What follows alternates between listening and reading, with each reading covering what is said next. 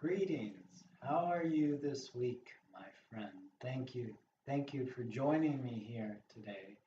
Thank you for taking time out of your schedule to watch this video. I do hope it offers you a chance to move to better overall health and happiness, whatever that could mean for you in your own journey. Of course, we are all on our own journey, so imposing a particular image of health and happiness, it isn't quite what I find the best of service, but rather to suggest that we come to explore and learn what the definition of health and happiness means for us in our journeys. And many have found that yoga offers something helpful. So that's why I persist with offering yoga as well, because I believe as it has helped me a great deal, it could help others a great deal too. So I'm offering this to you today in hopes that it might do so. So, the next entry in my postures of life, postures in yoga that are meant to kind of connect and expand our consciousness as well as help us to connect to everyday circumstances and learn how we might better bring health and happiness to those everyday circumstances by actually utilizing the yoga postures to connect these experiences on the mat, to the experiences that we experience in the world around us, in the everyday life. I find that the postures in yoga are very much meant to help us emulate different experiences that we have throughout life and to help us take part in those experiences in a safe, controlled environment, exploring the feelings, the sensations that arise in different states of mental postures, as it was, mental feelings and images, the different postures within our body bring up from time to time as we are moving in and out of different postures throughout our day in our bodies. We oftentimes experience many different sensations and feelings based on that. So, yoga postures can help us connect the feelings that we experience, both joyful and suffering throughout our day, with an activity that creates a framework for us to not only discuss that feeling and those experiences with others, but also, and maybe more importantly, discuss that with ourselves. So, for the posture that I would like to introduce this week, it's a posture that is near and dear to me. And I'm looking around. Um, oh, he's right here behind me at the register waiting for some heat to come out. He really does love the heat, like I guess most cats do. But definitely my little kitty loves heat. He's always moving to register and trying to find a warm lap, especially in the winter months, which we are still in northern Ohio here. And it's a pretty pleasant day today, but it has been quite cold. So, getting back to the posture, it is cat pose actually. So that's why I was looking around for um, my guest. It normally moves into and out of the videos that I create here. And so for cat pose, it explores a state of being that is perhaps very, oh, well, it's definitely very near and dear to me, just as near and dear as this guy is right here. And so, with this posture, I kind of think about the different qualities which I really, really do enjoy about my little kitty cat here. He is very cuddly, he's very soft and gentle. He doesn't expect a lot out of life, just a warm lap, shelter over his head, perhaps. Maybe he doesn't even expect that, I don't know. And, of course, something to eat from time to time. He does remind me when I do not feed him quite enthusiastically, quite persistently. And very important to me in my own life, he gives me a chance to kind of let go of the different things in my day that have been very stressful. When he does curl up beside me, when he looks at me with his sweet little face, he really invites feelings of that gentleness within me. And that gentleness helps alleviate the anxieties and the worries I might experience when I have work or other activities that aren't particularly pleasant for me. So I'm very grateful for this little kitty cat here. And in the cat pose, I can reflect on those particular qualities. Now, I do know that cats might not be the favorite creature of everybody. And I can understand that because, much like people, they can have sour moods. They can be very angry at times, and they can lash out at us, perhaps scratching us with their sharp nails, maybe biting us with their little their little razor sharp teeth. And for that, if you've had any bad experiences with cats, I do apologize for that. I'm sorry you've had such bad experiences with the cat, perhaps. But maybe not. I hope you haven't. But if you have, being in cat pose can help you also explore the feelings that arise when our memories, our intellect, um, our emotional kind of attachments connect back to those experiences that bring up maybe pain and suffering. And in that way, we can perhaps move to a greater understanding of how those experiences are maybe limited, hopefully, to that experience. And they don't have to be all all kitty cats. Maybe all cats don't have to be like that. They could be very sweet. They could be very, very cuddly, just like this little guy here.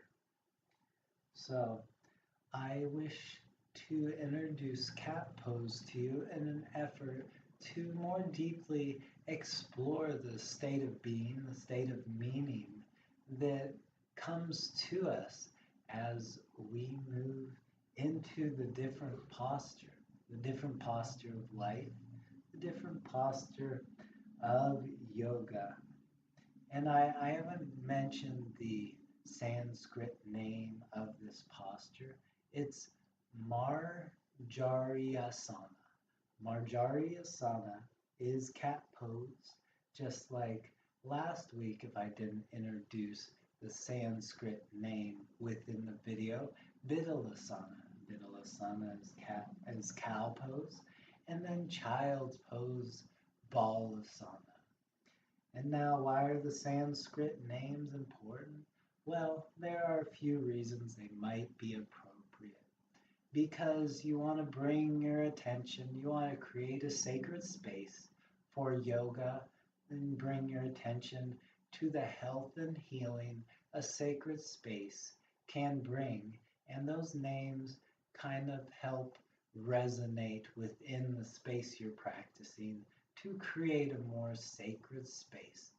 The, um, the words that are the sounds, the the letters in Sanskrit were meditated upon by many great yogis, many great spiritual individuals to actually embody healing vibrations within us. As we say that, much like if you have a background in Christianity, amen might embody healing vibrations within you. So is Marjariasana, and so is Bidalasana, and so is Balasana. So, anyways, getting back to introducing the cat pose, I just don't want to have to push Mr. Little Kitty off my lap here, but I suppose to introduce the pose, I will have to do that. So don't worry, Kitty. I'll have my lap available for you again soon, okay? Yes. All right. So to move into Marjariasana or cat pose, we will come to all fours, much like we did in child's pose and cow pose, Balasana and Bidalasana. So once we are on all fours, what we'll do is basically look downward and kind of curl our back upward, much like a cat might curl its back when coming out of a state of rest and repose to help flex the body and awaken the body, renew the body.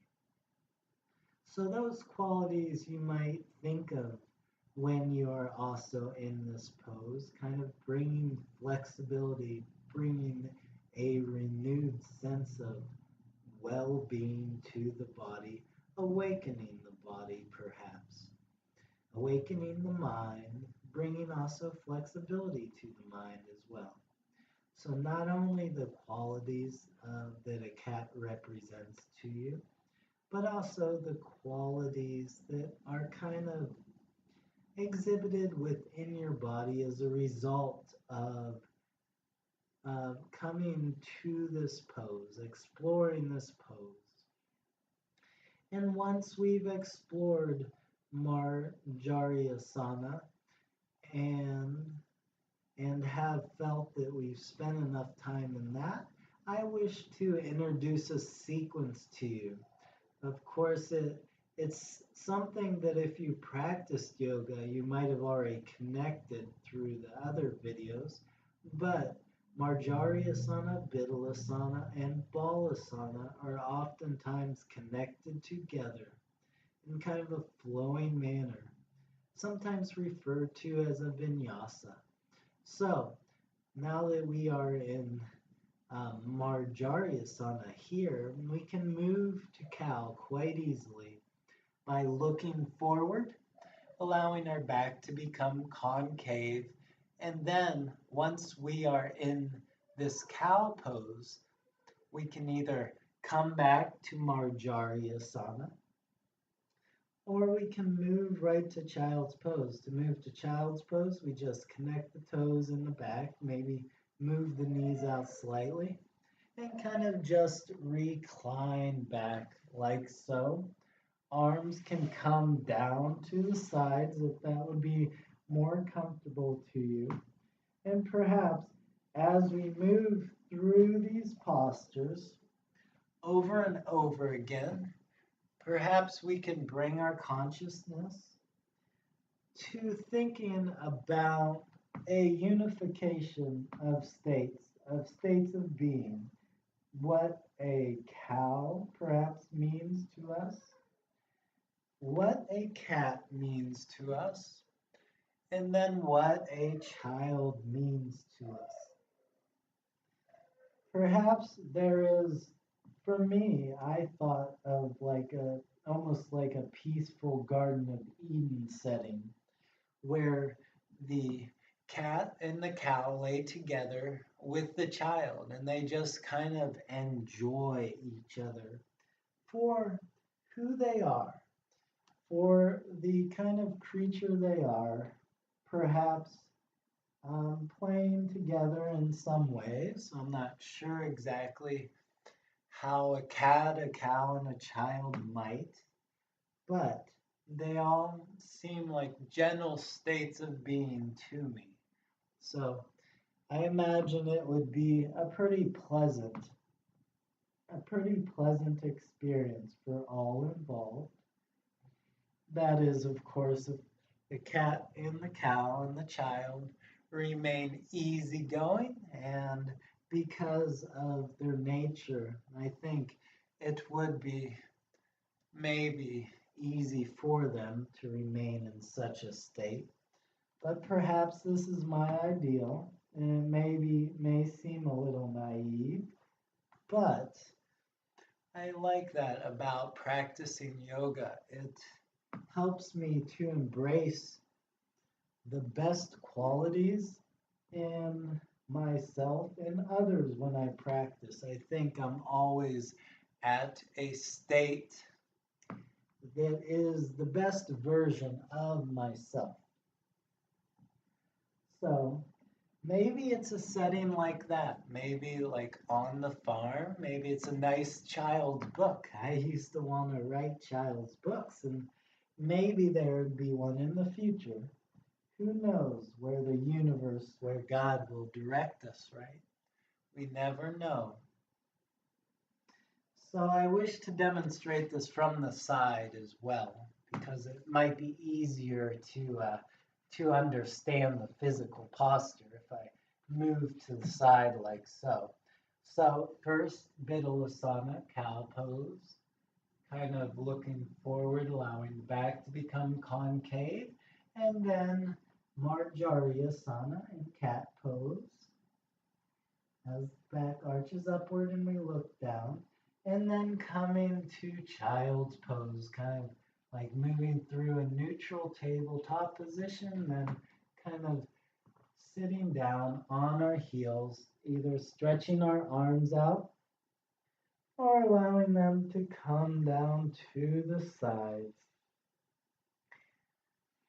So hopefully maybe moving through these postures today has brought us to a place where we might appreciate all the qualities a cow, a cat, and a child could represent to us, hopefully positive qualities. A cow, for me, perhaps it is a very grounded, stable, a very patient, a very giving animal. A cat, a very playful, flexible, kind of cuddly and warm animal.